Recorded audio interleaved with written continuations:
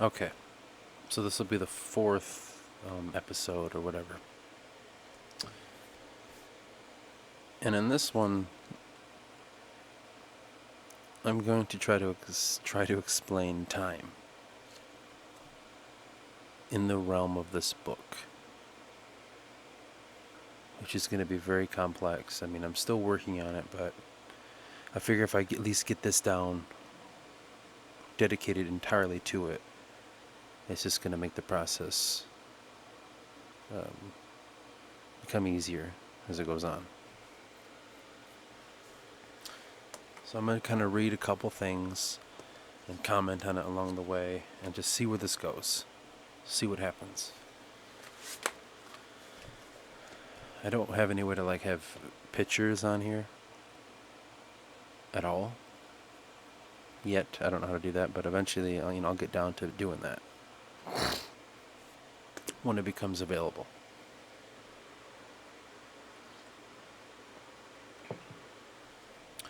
So I guess we'll just begin with what is known right now.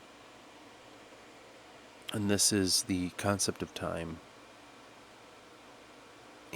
throughout the, series, novel. I don't know what this is going to become. The book.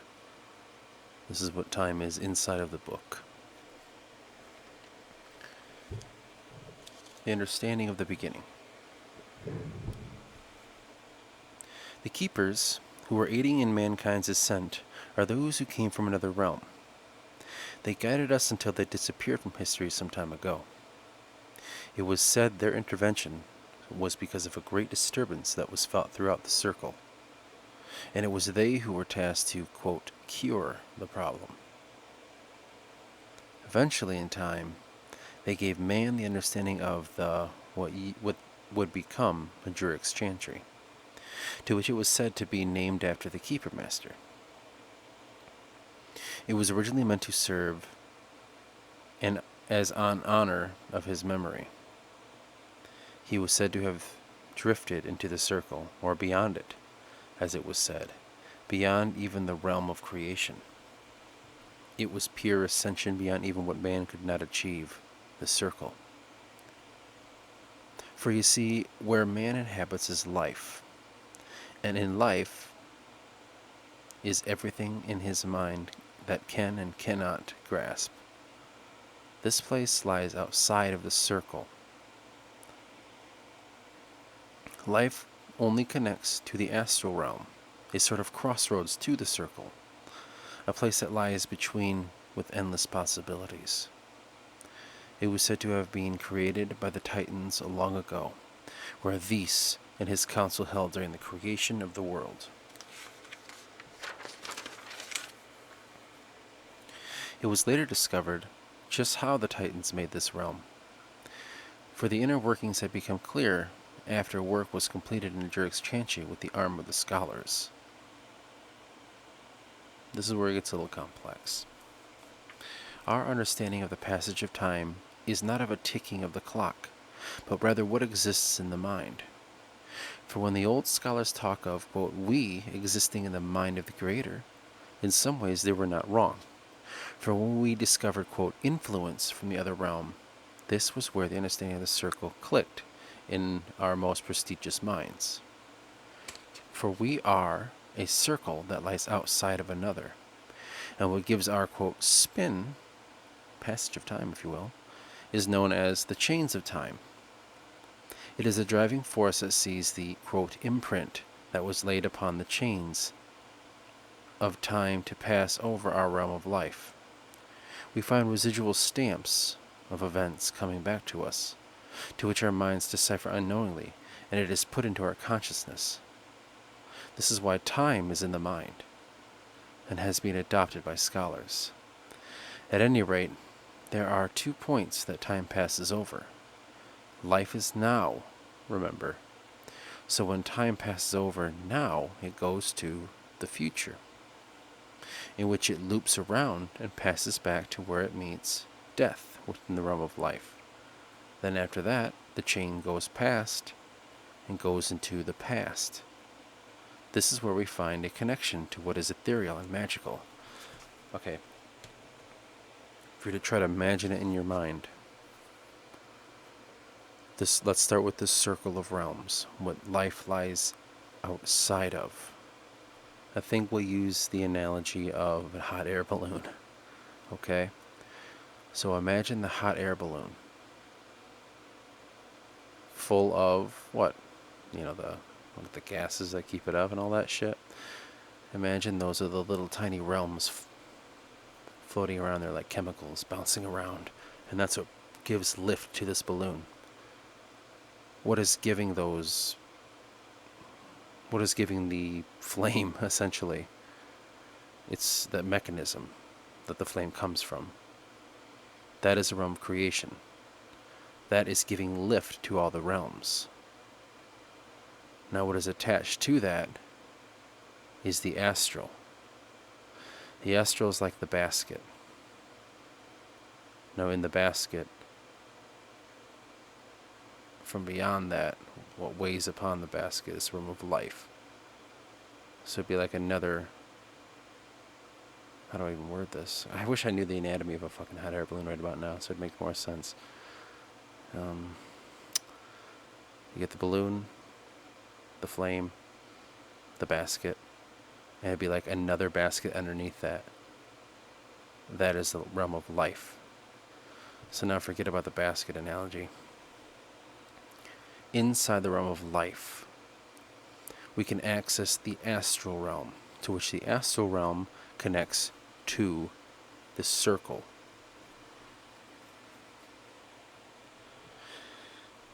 And to only pass through the astral realm, you can do it like you could already understand, through dreams. Death is another one. The place that is after, the place that you dream about when you die or when you meditate. People talk about people that are near death experiences, and people that meditate talk about being the closest to death they've ever had, and the bliss that is there. The shaving of life has gone away, and there's just this pureness, but only where the mind can go. Nothing else can go there. Your body can't go there, only your mind. That's where you get the dark dream, but that's totally different. Well, not different, but that's another topic. Life is like a circle that turns. One side you have life, on the other side you have death. And it's turning. Now what's causing it to turn is time. Think of time as chains, like a belt in a vehicle that make it, I know they don't make out of chains anymore, I don't think, in cars, but imagine just like a belt that keeps it spinning, the machine. Now there are two mechanisms that cause it to turn on each side of life. One is future and one is past. Those are the mechanisms that guide life. We never ever have lived in the past, nor will we ever live in the future. We only live through now and the endless possibilities that are within now. So the people that are to us dead are still not dead in their time. The people that aren't alive yet to us have already lived their lives. Time is irrelevant. It's all happened, is happening, and already has happened at the same time. This is the really simple understanding of time. It's really hard for me to explain it because I haven't memorized the right words to say that trigger the right things. This is just for me. So if it seems complicated, yeah, it kind of still is to me. I don't quite know exactly how I want to say this in a way that's like, oh no shit, like the balloon thing makes sense. Like yeah, hot air balloon, but not really, because imagine the flame is in the middle, and it just kind of creates its own. Because in the center of the realm of the circle is a realm of creation, and imagine it just spinning like a black hole. But instead of sucking everything in, it pushes everything out in its right place, if that makes sense. So if you need to understand gravity in the realm of life, it goes there. If in this realm that doesn't exist, but something replaces it, it goes there. It goes to its proper places. Now, the whole thing was the Forgotten King had caused this shift, this something to fall apart, to which you see the intervention of the Keepers. Anyway.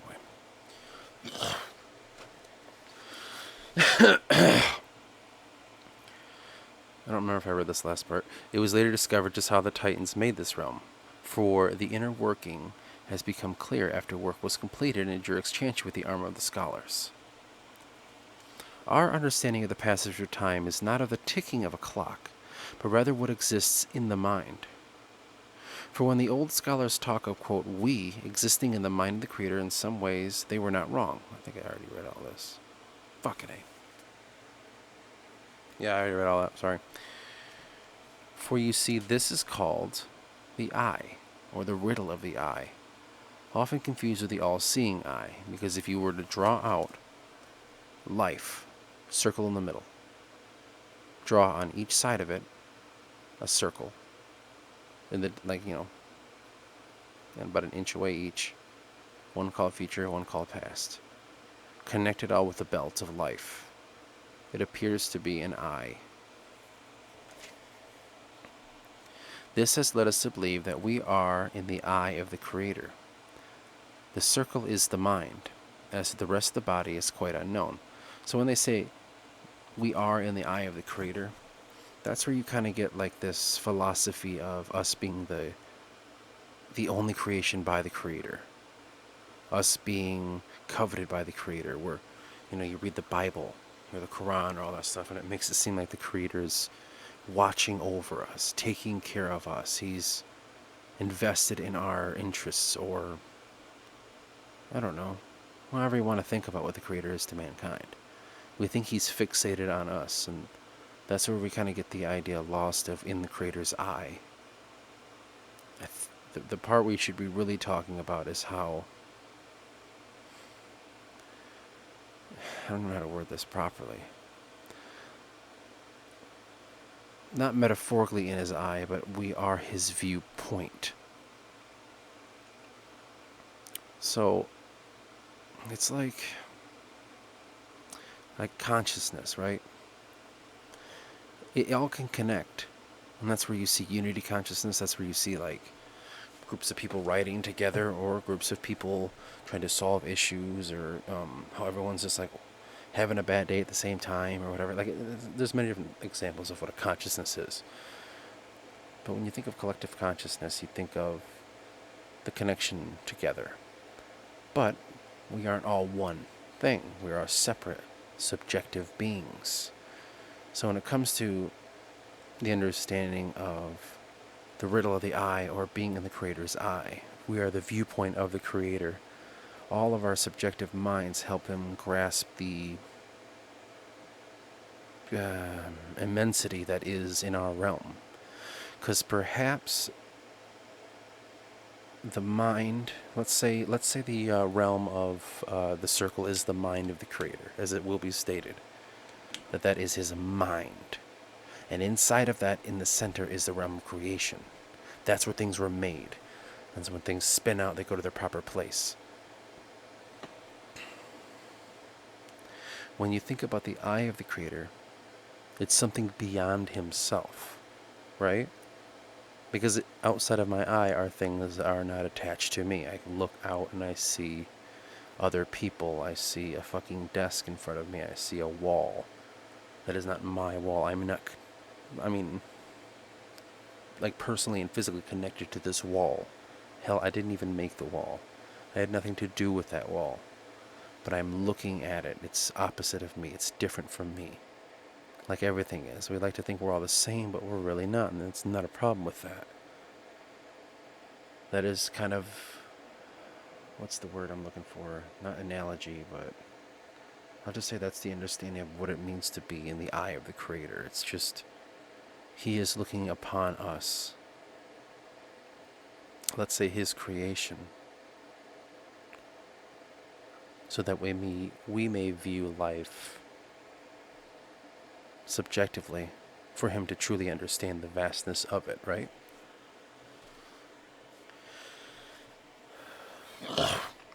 The circle is the mind. As to the rest of the body, it is quite unknown. This is why the mind of the Creator idea was so close. So within the eye are the chains of time that pass from the past to the present and then into the future. We do not. We merely stay in our place as time moves on and puts spin to our realm. The mechanism, the machine that causes it to keep going, is time. Time guides the view of life, but when we pass beyond the astral realm, or the veil, that is when we find unending, beyond time, life, to which the shackles of morality are gone. For the mind is immortal. This was what the Titans sought to teach us before they were destroyed by the Forgotten King. So what's going to be explained is, even in the book, the theories of the mythology, the Titans, the Forgotten King, this and that, are merely, just like in our lives, metaphors for some sort of human truth. So, so the destruction of the Titans could very well be a metaphor of religion. You see, the Titans are followed by the Anarcho-Pagan pagan religion, and the Chantry was created by man to destroy the old myths of the time. You see in Christianity as well. When it comes to the Forgotten King destroying the Titans, that very well could be, mankind, the consciousness of man, destroying this true virtue of possibly, no, I don't want to have a pun, but a more down-to-earth understanding of what this realm is and where we are in life. Because honestly, I'm trying to help create a new understanding of what life could be. I'm just trying to put my 2 bits in, essentially. I don't have any sort of degree in anything, and I don't know mathematics or science or anything like that. But this is, for some reason, what's hit me. And people aren't going to, take it seriously. Whatever. That's not the point. The point is to put out what you feel. So I found another document. The concept of time that moves is only the idea that we move along with it, when in reality, that cannot be the case. In fact, our circle is moving like a device that is being pulled by time. Think of everything that is tangible in your mind, everything around you, all the way to the heavens. That is within our circle. Now imagine that time is like a belt around our circle. One end of the belt is connected to the engine, called past, and the other connected to the engine, called future. Now this belt pulls forward, and we can see the progression through our own aging. When one can see the belt moving of our time, they can begin to see where it has come from, the past, and where it is going, the future. Now when it laps back after it rounds the future, it comes back and moves through the past, we can see the consciousness of our own mind. What we have shaped in our societies into our belief systems.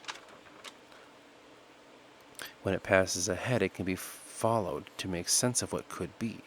When it passes back, we get memory.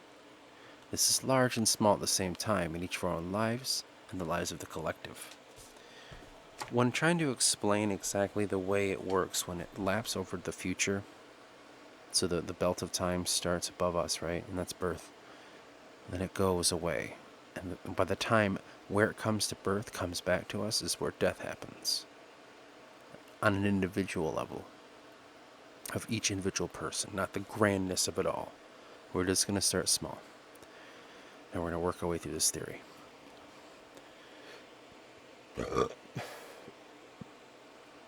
So when it starts at life, goes away, goes to the future. What that's doing is that belt's keeping us moving. And when you hit the point of death, that's where it meets back up again, the point of where you were created. And then that moves, that chain goes back to the past, goes back to the future. Reincarnation.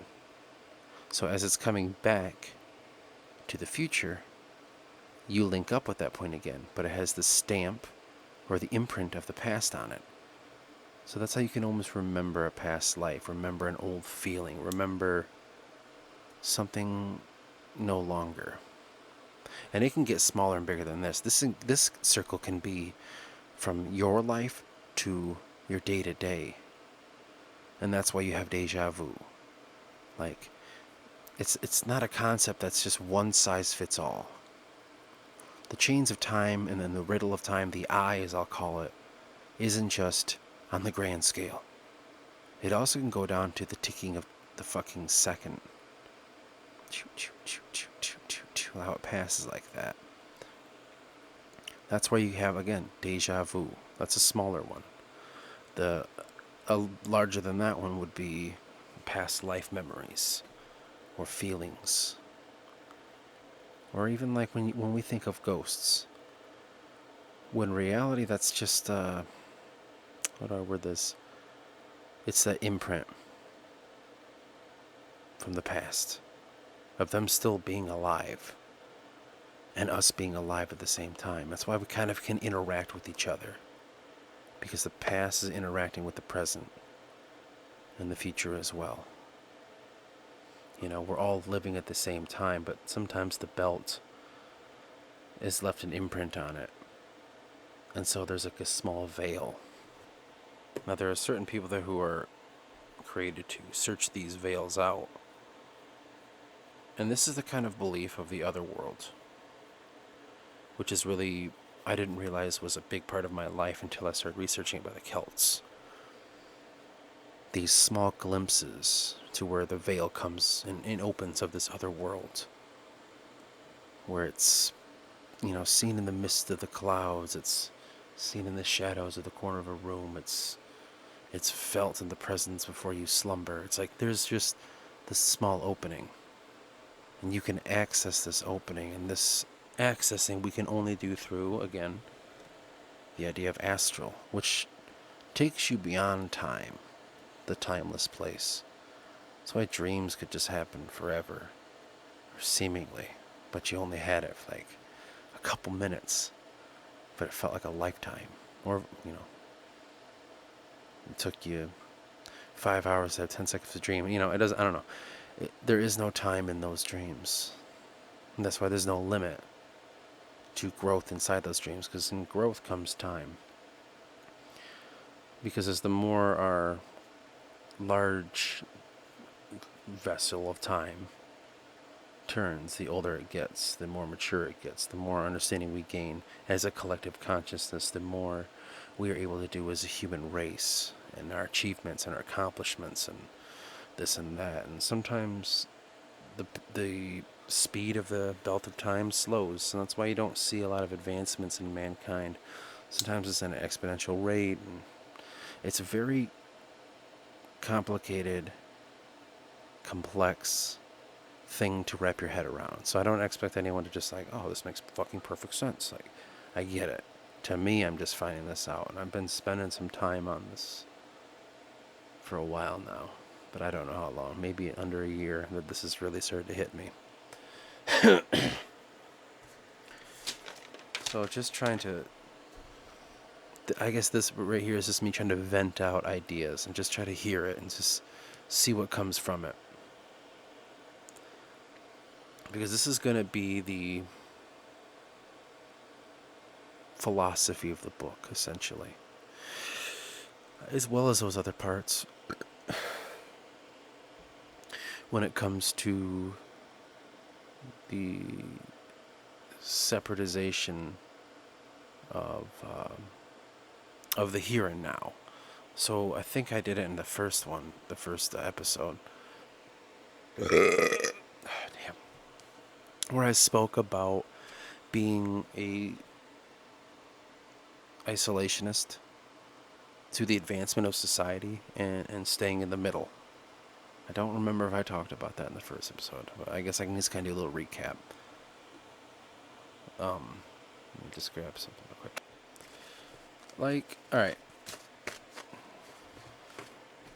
Inside this concept of time, like I said, is the circle of life.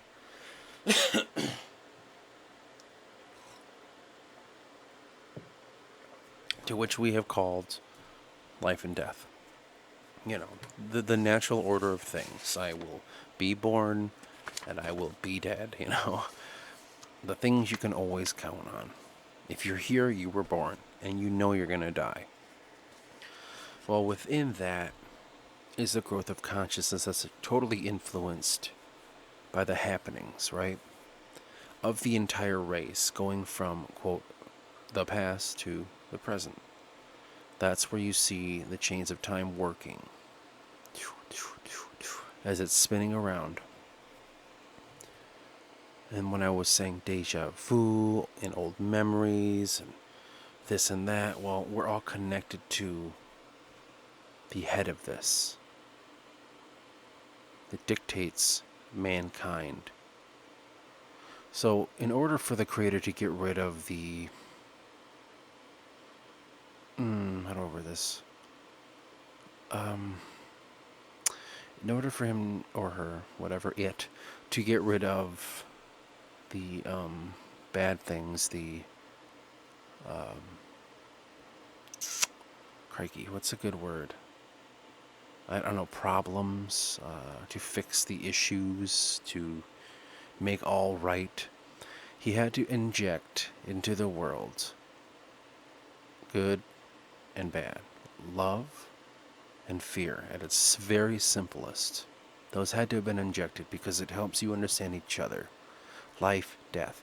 You have to understand one side to understand the other, you know. Again, a lot of people forget about this, but the only reason you have the bad in the world is to truly appreciate the good and to understand and identify what is which. That's a tool for him, right? That's why they say that the whisper is a agent of fear, and and God also had the toolbox, which was all his emotions inside of it. Literally, it is a tool. It is an understanding device that has been cast unto man. So within our realm, we start to see issues of the duality, good and bad, right and left, and this and that. We totally forgot and neglected the idea of the middle, to inhabit neutrality.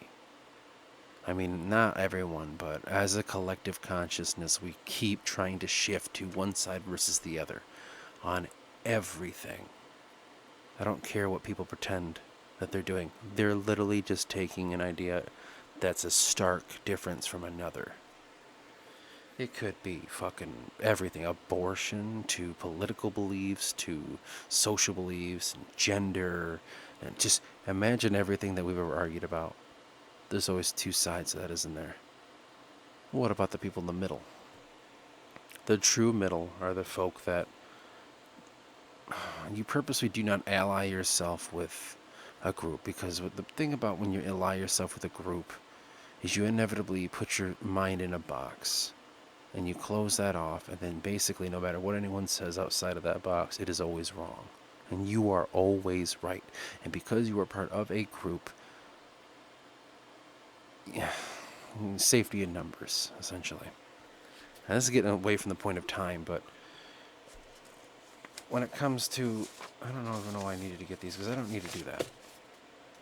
Inside of time is that.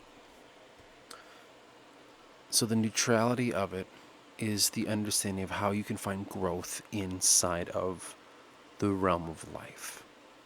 To see, yes, indeed, there is a good and there is a bad, but what makes bad bad and what makes good good? I think we've kind of neglected that right there. We're just trying to find solutions, but in reality, we haven't looked for any answers.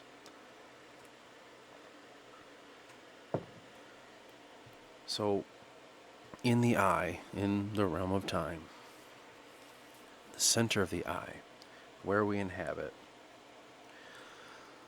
that's just where we're going to find like the growth of human consciousness. Because it's probably not on purpose that we find ourselves outside of the circle. Why we think we're alone in the universe. Why this planet is all we can truly understand, and everything's so alien to us, and what's beyond a black hole. We're purposefully left outside of what's really happening inside the center, inside the realm of the circle. To which that's just a fucking spiral in itself. It's essentially like the Milky Way galaxy is the realm of the circle. And inside of that is the realm of creation, the center of the Milky Way galaxy. But we find ourselves outside of that galaxy. Now, this is not to say in time and space, as we understand it, this is larger than that. That quantum shit. That's the realms beyond. We find ourselves outside the circle, and for a reason we can't explain, but it's probably because of this very reason. Was it the Creator trying to escape whatever's inside or beyond and to start over? Is it an experiment? Are we there to help Him in some way or help ourselves? Are we created to figure this out and then invited in and said, good job, pat on the back? Is this just merely what happens? There is no creator. It's just the higher being than us that we're just going to confuse with the creator. You know, just because you can make something doesn't make you a god. You know, it's hard to say exactly what it is. That's the point of solving in this book. That's what I'm truly looking for. Is what is the point of what we're doing? And I know that's the question that everyone has. Why are we here, right? That's kind of what it always boils down to. That everyone always wants to know the answer to. I don't think there is a right or wrong. Because if it's complicated enough just trying to grasp my mind around the eye, the riddle of the eye, the realms, if that's complicated enough, how is an answer to that question going to be simple? I think that's the mistake that we keep falling into. The idea that it will be a simple question and answer. That is truly what we're after. That's why we're here. I think it's beyond that.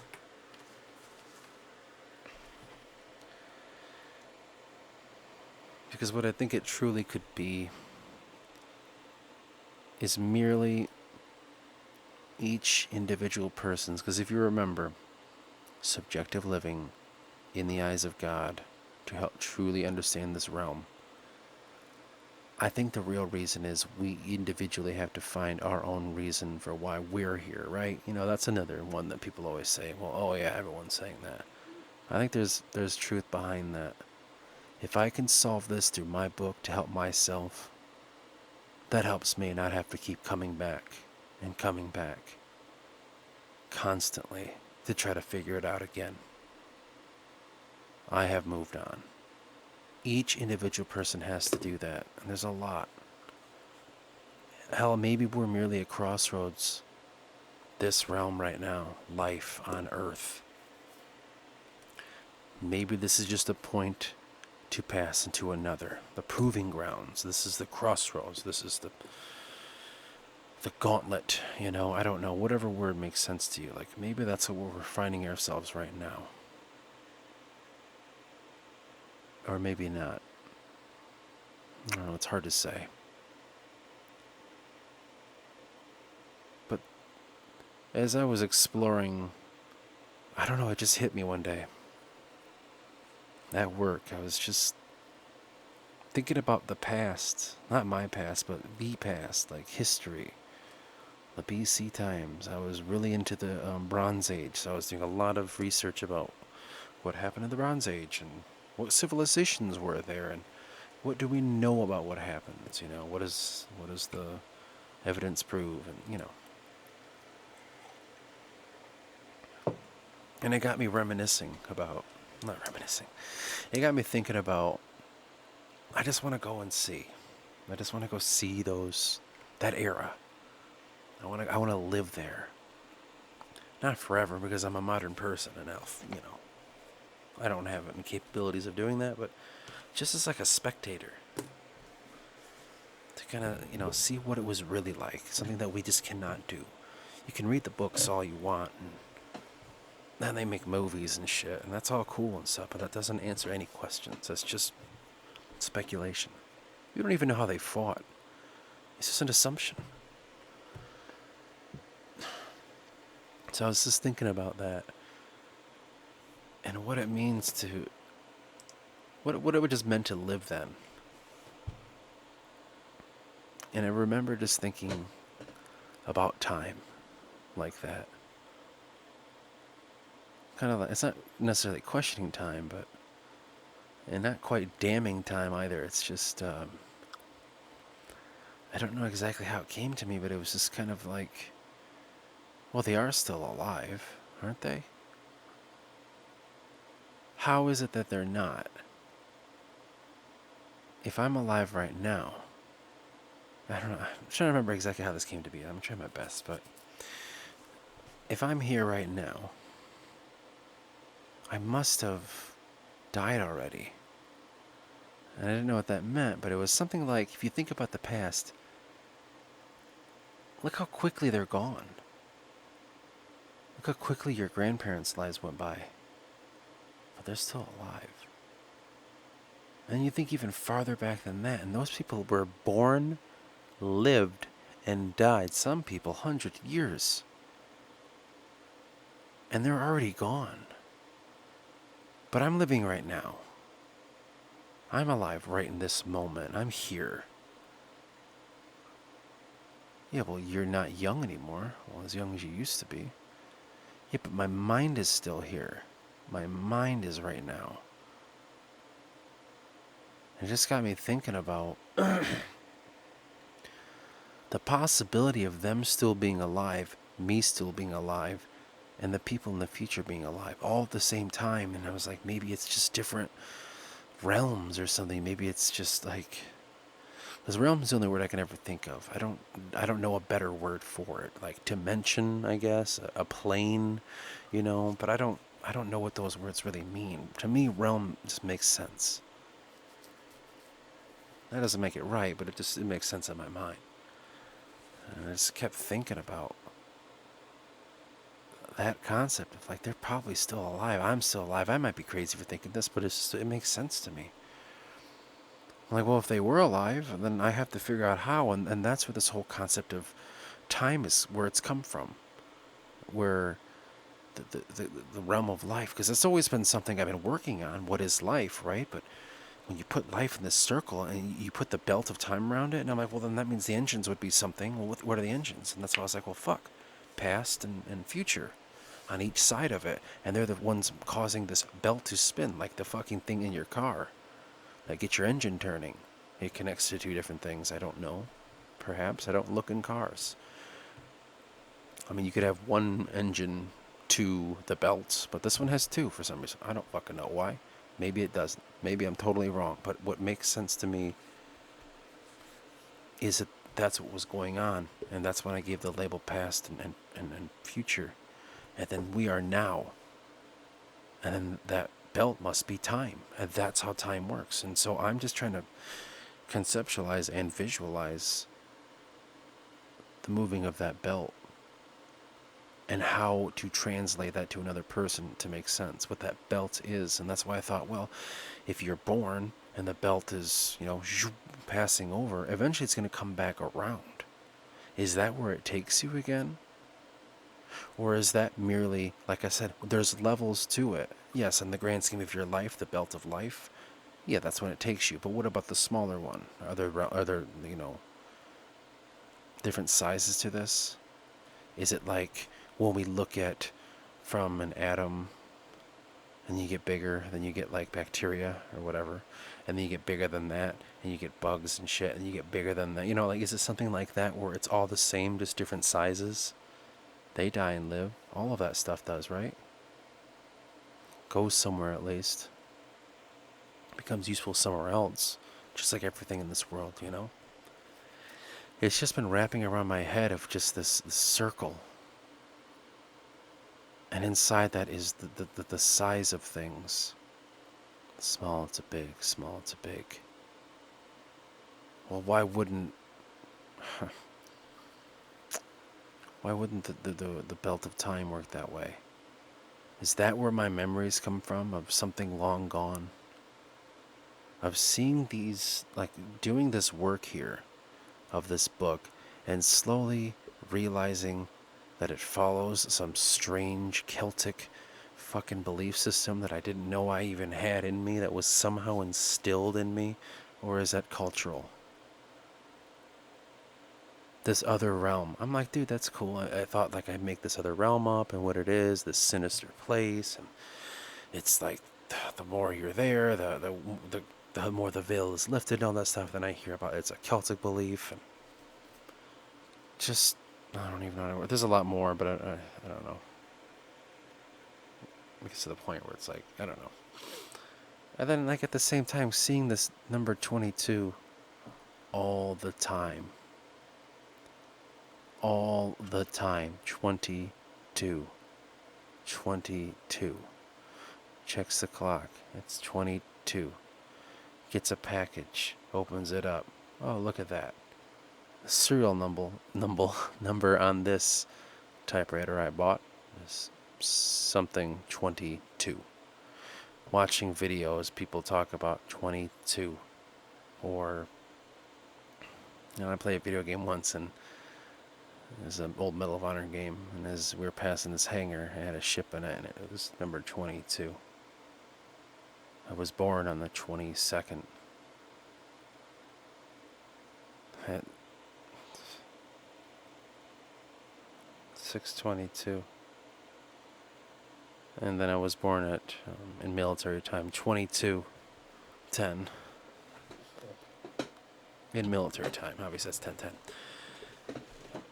I don't know. I mean, it gets way beyond that. Because some people are like, well, you search for that. If you were to live this life with me for just a little bit, you would realize I fucking don't. And I despise seeing it. Because I'm so sick of it that's been happening. But it's been making me feel like a driving force. Whatever this number is, it just feels like it's a driving force into what I'm doing. With this book. Because I didn't start seeing it until this book was a fucking thing. And I feel like it's just like... It's the passage of time. It's something coming back around. These memories I'm triggering. Those... Like, I was having deja vu that lasted days. Oh my god. Every hour of the past few days has been dreams I've had. I remember this. I remember that conversation. I remember that now. I remember this shit. I remember exactly having the dream. Not like, oh, I felt like I've had this before. Like, I remember the dream. I was like, oh, yeah, that's that dream I had when I was like 14 or whatever. And I kept having for 2 days straight, which I thought, oh, shit, does that mean my time's almost up? If they're having in this quick succession, it's kind of like, oh, your life's about to end soon, so let's get them all out. I don't know. Freaked me out for a second. I didn't know what to think about it. But that's what got me thinking about the chains of time and how when it passes back around, it's got that imprint. I was using the word imprint.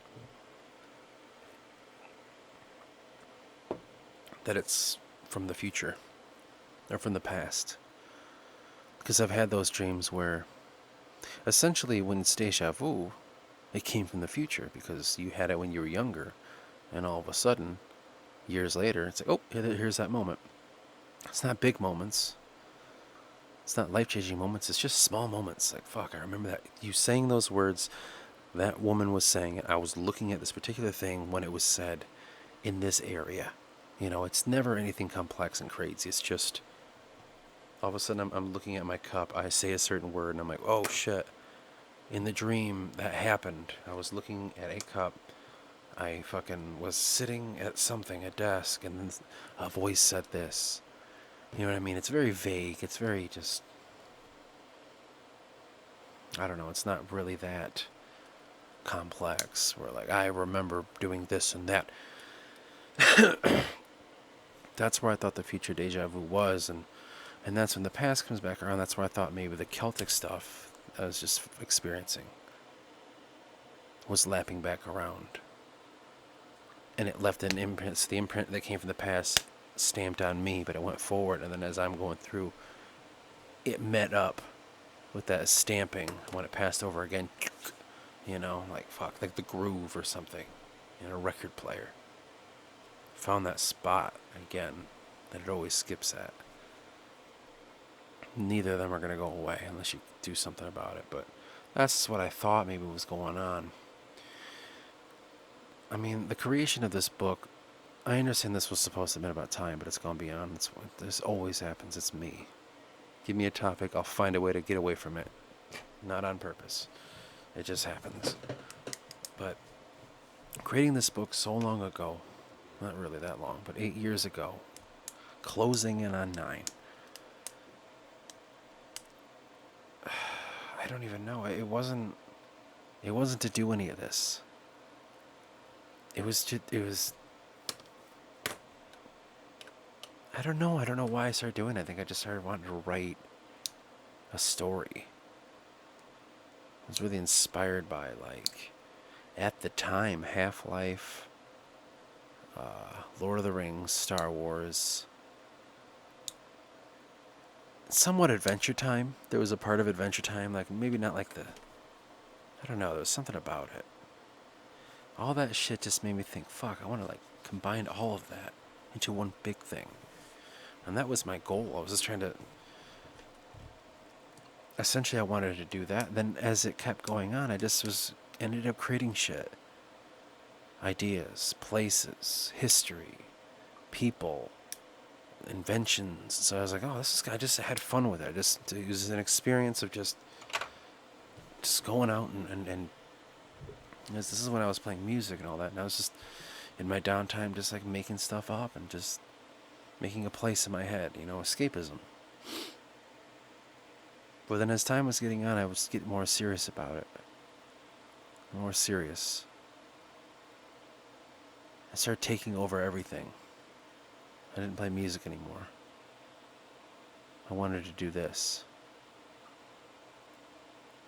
I didn't want to work because I can't stop thinking about this stuff. And I just kept making things and making things and making things and making things. And then all of a sudden I'm like, fuck, I've been doing this for a couple years now. Like, I have a lot of stuff.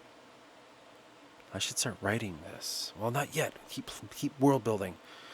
I didn't realize I was actually doing a thing called world building. I thought this was just something I was making up in my head that was just getting bigger and bigger. Then I invited a friend on, and he helped make it even better. And it's just like, fuck, he kept adding stuff. I was like, well, shit, we're making something. Let's just keep going. And kept going and going and going and going. And then one day it's just like, I'm sitting here, to which this world has enveloped me fully. And there are countries, and there are cultures, and history, and lands, fully detailed. I'm literally right now drawing a continent that the book has nothing to do with, because I can't stop. I'm just detailing the fuck out of a map of a place you'll never see. I mean, maybe you will. I don't know. I'm looking through all these journals, and it's like, I'm creating a history of these cultures and places and thinking as real as I can. Like, well, the plate tectonics, where are they sitting? To now we can think about rivers and how are continents working. Where are the winds coming from? That will do tidal waves and how close is the moon to the, like, I'm getting that deep about it. I can't help it. It's not about creating a novel. Like, if anyone like starts to read it, or if anyone, like, if I tell people I'm making this, like, you just gotta write the story. Like, dude, you understand? I don't know why, but I want to make a world better than anyone ever has. It's probably not going to be that good, but at least I'll try to make it better than anyone else has tried.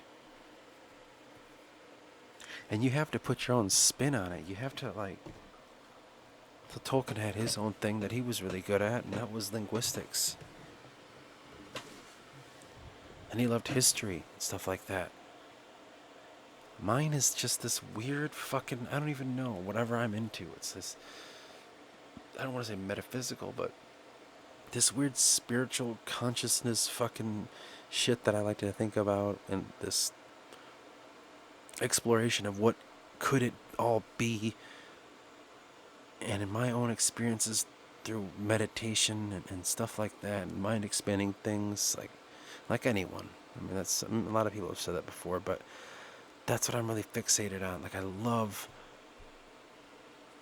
that I can look at the map and just, like, see this massive world of these places that are just so beautiful and so amazing, and know that there's people down there living. And that part has triggered my concept of the creator. of me making this book. It's an old thought. What you make in your head is that reality somewhere else, right? I think it can be, because when you write, sometimes you have no control over your characters at all. And so partly writing is like, I just want to capture the lies, but at the same time, like, you have to write for a reason. I mean, I made a story that's interesting, but what it's trying to capture has to be deep and meaningful. It has to invoke something in a person, to teach them something. So you're not going to read something if it doesn't teach you anything in some way, even if you don't realize it. So that's where I was trying to put in philosophy and the concept of time like this, and then what, like, metaphors, or damn it, what is that called? I forgot the term, but this symbolizes that, like allegories. So last time I knew, an allegory is just an event that symbolizes another event. This man came back to life. It represents the Jesus coming back from the grave, like that. That's an allegory to me. I don't think you can be allegorical about a concept. But, I mean, maybe I'm wrong. I don't know. But that's kind of what I was trying to do, is just make...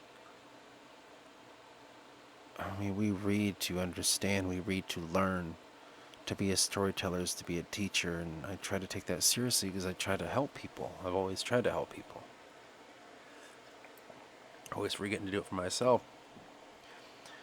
And so there's a part of me that's trying to explore helping people, this idea of left and rightism, and saying neutrality, and how my disdain for the leftists and those of the right, the cops versus Black Lives Matter. Like, I disdain that shit.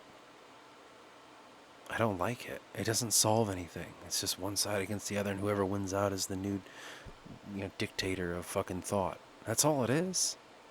There's no good and evil in that, So this is just kind of trying to say that let's look at it all. And there's even things of exploring with Eris where he's just the viewpoint of someone that does nothing at times. And lets the world around him just push him around and carry him everywhere. Look what eventually can happen to you. You get led to places you don't want to be, and then you can't escape them. But then there's the other part of me that just wants to write. And I just love trying to find the answers to all these things that I'm looking for. When I'm trying to solve time, it's painstaking, it's tough, It's really hard to do. But I want to. I want to explore what time is in my life. Like, this thing is, this guy's just writing some crazy philosophy into this fake book. Like, no, I'm trying to do it in my life. I'm just fucking putting it down in this book and building around it, so it seems like maybe that's the theme of it. And that's not what's going on. I mean, the Forgotten King being trapped in the other realm, that's how I feel in this book. I'm stuck in this realm of creation where I'm spitting out shit where it should be, and I shouldn't have went here. And now I'm cursed, trying to have my creation, my men that I created, my people, help me get back out. So I can be sane again, because I feel insane in this book because of this. It takes up my entire thought of who I am. I feel like I should get back to time, the whole reason for this episode, but I think in some ways I'm kind of exploring that. It is maddening as it goes on, as it ticks away. That's why I thought it wasn't ticking in at all in the first place. And essentially it is. It's like a clock. I mean, why are clocks built the way they are? If not the same way that life is viewed because of time. A bunch of mechanisms acting upon each other to make something move. Why wouldn't that be the same for our lives? Like the belt theory that I have, hey, maybe it's really simple and it's actually more complex than that. Maybe it is, but I'm trying at least. I even heard this concept from my book that I think it was Roger Penrose had. And I'm trying to remember how he said it. It was something along the lines of beyond. The other places that lie beyond. I don't remember. It wasn't from a black hole, but it was some kind of idea that he had. To which coincided with something that I've been doing with my book and how I view the other realms. Is exactly the way he said it on that podcast of, what was that Russian guy's name? Lex. Yeah. Friedman. The part where he's talking about, I don't know, the other place or something. I don't remember. It's in that episode. I don't remember. But he just said something about it that just made me think that's exactly what I'm after. That's exactly what I'm doing too. I'm just doing it in a way that no one will take it serious because it's a fantasy book and you don't have any degrees in anything and you don't have a scientific mind and all. Yeah, okay. That's what I'm doing though. But I'm doing this for me. I'm trying to solve this problem. And it's tough. I'm trying to organize everything, all my thoughts, and I'm trying to organize just everything about this book, and it's just, I didn't realize how much it was. If I'm over here working on time, then I look over there and I'm trying to work on the maps. Then I look somewhere else and it's like, oh, here's all your stuff about characters.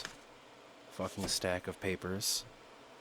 And then I look over somewhere else and there's your actual story that this is all, like, literally the fucking, like, what's holding on to all of this. Everything that you've been attaching to it is banking on this story being good. And that's a lot of pressure.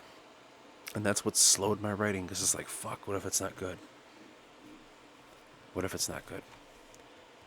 And I just read back the shit I write, and I'm just like, fuck, that's terrible, you know? Christ.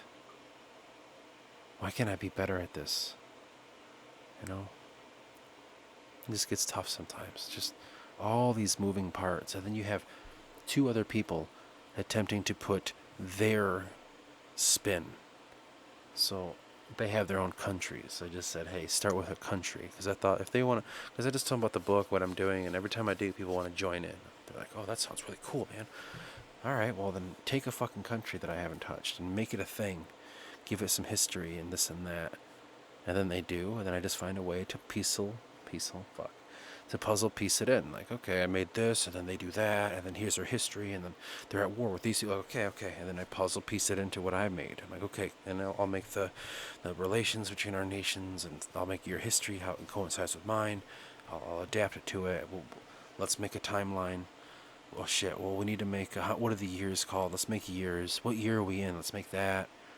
Let's make a calendar and shit, and I just would do that. And they add all this stuff, and then it's like, okay, cool.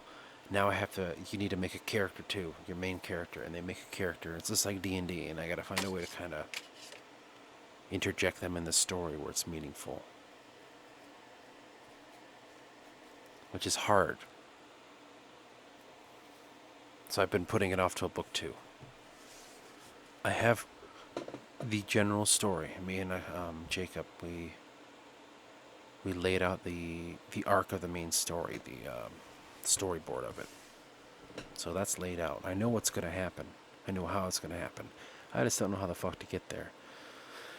And so that's just what I've been working slowly. Because you got to think of those big bad guys. You got to think of the protagonists and antagonists. You have to think of this, the structure of the hero's journey or whatever, and you got to think of all these fucking things to make it all moving into one place. God damn, dude. I need a better chair. And it's just a lot. And so I've been investing. Obviously, all my personal time. I don't do anything else besides go to work and then do this. Not only have I been investing that, but I've been buying things to help me. You know, things to aid me. So I got some typewriters, because it's just something about typing on them. I have them at my disposal. I got myself a nice cool keyboard. Got a good laptop now. I got a printer. I got myself a filing cabinet because I need it now at this point. I've been studying the fuck out of these books. I've been buying books. I've been buying supplies, good pens, notepads, organizers,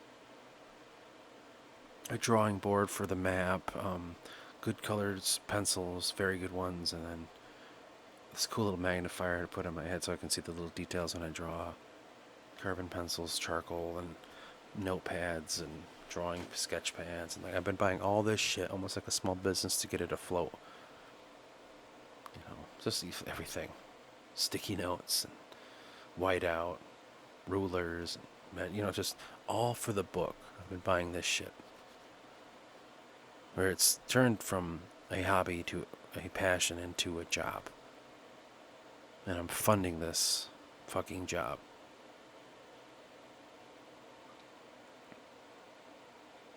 Which gets tough, but I mean, that happens. I didn't realize how we've been over an hour in, so I shouldn't have just went off. I should have stuck to talking about the book, as I always never do. I really hope the idea of time makes sense. I mean, as much as I want it to. And what I was saying earlier. Well, I just found this. What was discovered was the influences from beyond the other realm. You see, in the center of the realm is the realm of creation. And from this realm, all that is, was, and will become has been made here. As it was stated by the old sources, when it was created and left in the center realm, it would always go to where it needed to settle, in the right realm for its purpose. Now this happened even as far as the realm of life that lies outside the circle, almost as if it were set, almost where we sat could even be greater than what we first imagined. So it must be the case that the chains of time are merely pulling us from future to past, and in those places are where the influence can trickle to. So how must this be so? And that was when I was thinking about, the influences of time are basically those stamps I was talking about, those imprints on the belt. So somehow, past and present, the understanding of them is somehow in a way connected to the other realm. What lies beyond our life. Somehow those two things are connected to it. That's why you feel the influences from the other realm coming unto us. We can stumble upon that in the now. When the belt goes over or something. That's what I'm thinking. It's like those two are the fucking key in our realm to understanding what the circle is. Because you can pass through it from the astral, but you're not going to be able to come back. I mean, what happens if you go beyond a dream? You can't. You just wake up here again. Now, you could be here with me, and maybe you're waking up here again as another realm. Who knows how you view the world? That's why we have people that see things differently. It's not like you can understand that truly.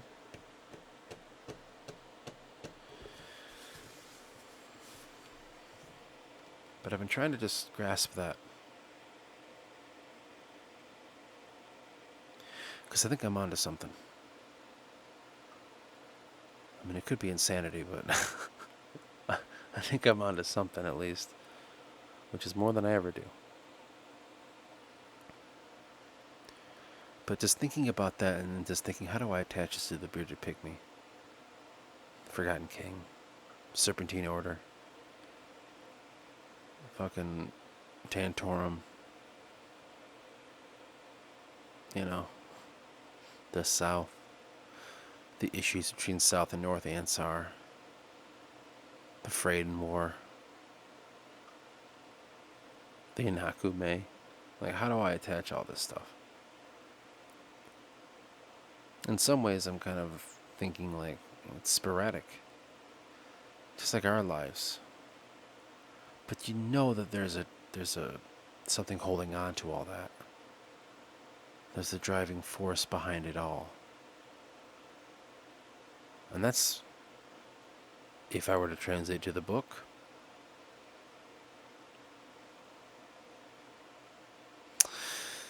the Forgotten King, probably. And then me, obviously, you know. But if I identify with the Forgotten King, then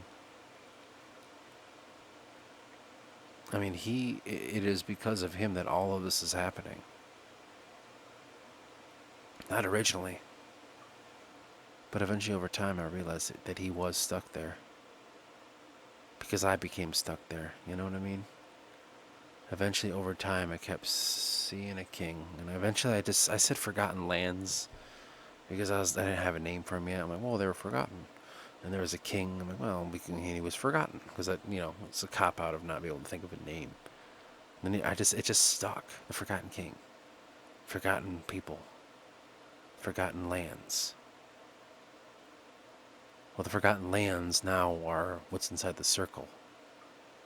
Forgotten people not only are the people inside those lands, but also the people that were sent there by the Serpentine Order as sacrifices to muddle up the king in the realm of creation, because he's connected to his people through consciousness. He is not a creator of all of this. He was a created who made his own people called mankind. And we share consciousness with him, so they figure, well, if we muddy up his fucking mind a bit, he won't be as dangerous to us, and he won't try to get out, because he's trapped there. And that's what I became. Trapped in the realm of creation. Yeah, making this book. Going crazier and crazier and crazier until I can get let out. I'm thinking that I'm writing my way out of this, but I'm really writing myself in it. And my creation are going to be the ones that save me. It's like, fuck. And what does that mean? The people of my story? That's what I have to write for them to save me. It sounds insane, but that's just how I feel. I don't know how to go away from this story, in this world, Yuandra, these continents, Voss and North and South Ansar, Elengor, Atria, the fucking moon Dree, and the sun Kramos. I don't know how to get away from this anymore.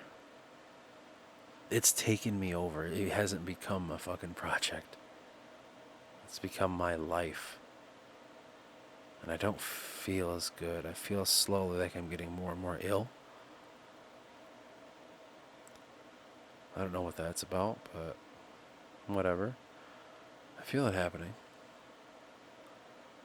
I don't know if that's just time, and no one likes to talk about just slowly feeling like you're falling apart and just getting sick more often, and just body not working the way it should. I'm only 29. I don't know. Maybe my time's almost up, or maybe it's not. It's hard to say. But it's been speeding this up. I don't know how much time I got. And if I'm going to pass before this is over, I at least want to make sure I file everything away so people can find it. That can help finish this book. I have everything that I could possibly say about the book recorded somewhere. I have all my notes everywhere. The book started, and that first book's almost done. Like, it's all laying there, so if something happens to me, if I do get sick,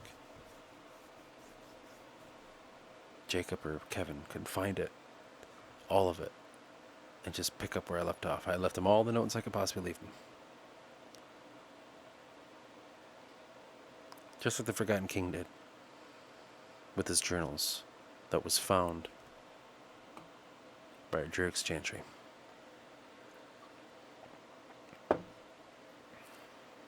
I'm leaving breadcrumbs so you can find me again. That's basically what he's doing. And that's what I'm doing.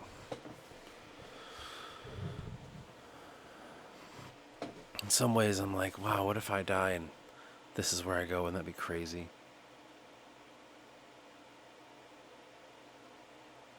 That'd be weird. I don't think it's gonna do that, but you know what I mean. Sometimes you think weird things when you have a fucking night shift job. And you're up. Like right now, it's 4:42 in the morning. I've been up since yesterday morning. Well, kinda. I got up at like 9. Something. 9 or 8, I don't remember. Probably 8. I've been up for like 20 hours or whatever. 18, I don't know how to do that kind of math. I'm too tired. This is the shit that happens now.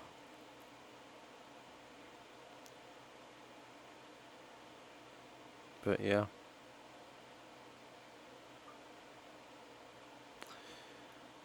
I have to figure out the concept of time to make this all work. It always feels that way. If I figure this out, then it all makes sense. And I'll have it solved.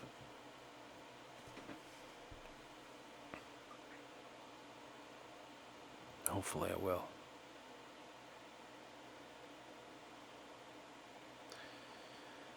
I think I'm running out of steam now. You know, it did help writing on pen and paper. It was very useful.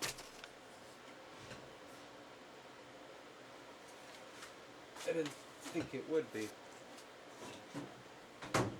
But it is. They were right. Yeah, it does increase a lot of creativity. This will go in the concept of time that I wrote, and I will just kind of keep hammering it out. I mean, it's not bad for the beginning.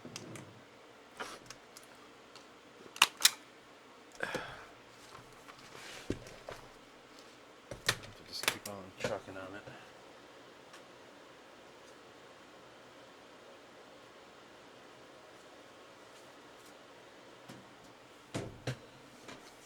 Where am I going next? Well, didn't I say I was going to talk about the keepers? And what they are and all this? Kind of mentioned them. But I don't know the structure of how I want to do this. Maybe if I go back and talk about the evolution of the keepers. Like my first concept of what they are, and just keep searching through it all and talk about their growth in my mind of what they became, where they are now. I think that might be a good way to go.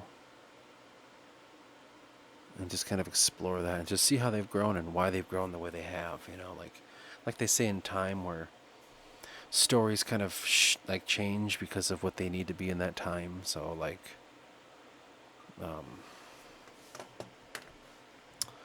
what's it called, like Robin Hood, the theme of what he's doing slowly over the ages of its retelling change to what is the consciousness of that era, or any story, you know. I mean, just look into it. I'm not going to sit here and give examples. That's kind of what happens throughout the book with everything in it. So the keepers have kind of grown from this idea of literally just like carbon copy of Jedi. And it's like, that's exactly what I want. And it turned into just what they are now. These divine beings from another fucking realm sent here to help people right the wrongs, but they've disappeared. Why are they disappeared? Alright, well, let's figure that out. I don't know the answer to that, but eventually I'll figure it out. That's the whole point of what Eris figures out. I will try to make that my next one. Right now I'm doing an episode a day, so, you know, keep it up. You can listen to them all. The first one was terrible. I was trying too hard. What the fuck was I thinking? But yeah, I'll just keep trying and trying and trying, and we'll just see. I don't know what to call this one. It was supposed to be about time, as it always is supposed to be about something. Now it's not. I guess maybe it is. I don't know. I don't even know what I said, so maybe it was. But yes, I think we'll end it here. And until next time.